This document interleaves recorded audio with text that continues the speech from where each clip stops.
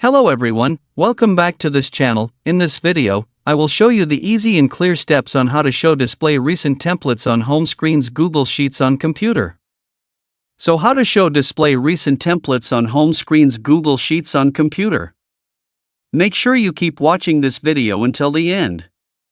Let's get started right away.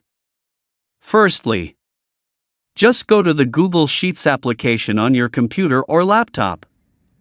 And this is the initial display on Google Sheets.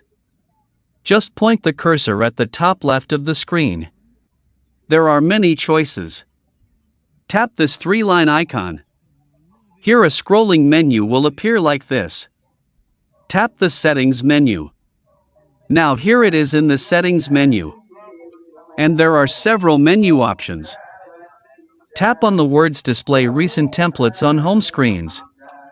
Once finished, tap OK. The function of activating this feature is to display or hide the latest templates on the main page, facilitating quick access to frequently used templates. Automatic synchronization when reconnected to the internet. So that's it, tutorial how to show display recent templates on home screen's Google Sheets on computer.